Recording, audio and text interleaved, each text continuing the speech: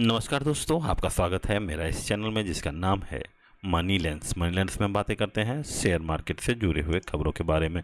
तो चलिए शुरू करते हैं। सबसे पहले हम बता दें, आज के इस वीडियो में हम बात करेंगे अपने थोड़े दिन पहले एक वीडियो बनाए थे इंडिया विक्स के बारे में। 2 या 3 दिन पहले ही मेरा एक वीडियो डाले थे जिसमें इंडिया विक्स के बारे में बताए थे, जिसमें हमने ये बताया था कि इंडिया विक्स एकदम 10 के नीचे चला गया है।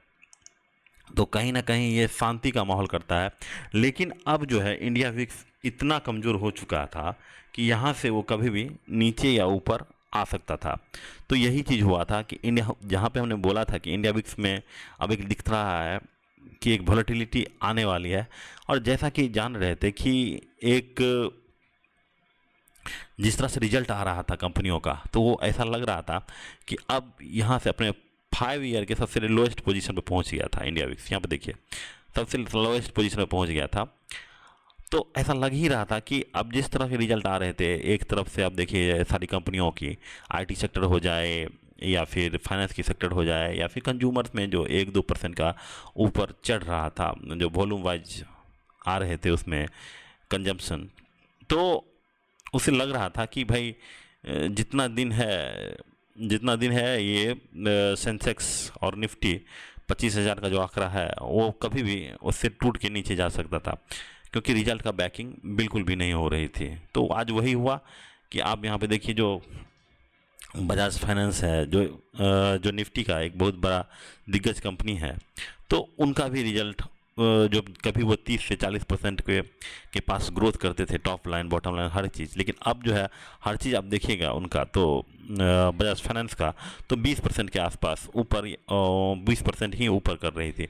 तो ये कहीं ना कहीं ये मार्केट को दिखाया जा रहा था कि भाई, जब हमारा मार्केट लीडर ही अच्छा नहीं कर पा रहा बजाज फाइनेंस, उस तरह से आप देखिएगा तो आईटी सेक्टर में एक तरह से एआई का काफ़ी ज़्यादा बोलबाला होने के कारण भी आईटी सेक्टर में, जैसे विप्रो हो गया, इन्फोसिस, टीसीएस, इन सब के रिजल्ट औसत से नीचे ही की तरफ ही आ रहे थे। तो एक्चुअली में सब ये तरफ से एक रिजल्ट, और अब जिस तरह से धीरे धीरे रिजल्ट सीजन अब लास्ट होने वाला है, तो एक्चुअली में अब मार्केट में एक वॉलेटिलिटी आने की संभावना थी, और वो वॉलेटिलिटी नीचे की तरफ ही आने की संभावना थी, जो कि वो आज हुआ है। अब देखते हैं कि वो कल भी जारी रहता है या नहीं रहता है, क्योंकि थोड़ा बहुत एक नी जर्क तो आना ही था इस तरह का रिजल्ट का।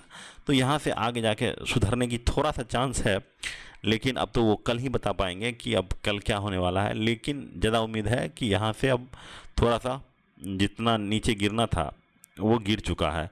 अब यहाँ से अगर आपके पास अच्छे फंडामेंटल स्टॉक्स का अगर लिस्ट है, तो उनमें निवेश आप करने की सलाह तो नहीं, आप जो है एक बार देख सकते हैं। अगर आप हम रहते तो हम अब हर एक डिप पे थोड़ा हल्का हल्का बाय करने की सोचते हैं। और जिस तरह से भी आप देखिए, इंडिया में भी आप एक तरह से देखिए अनसर्टेनिटी है कि पार्लियामेंट चल रहा है और मोदी जी बाहर घूम रहे हैं।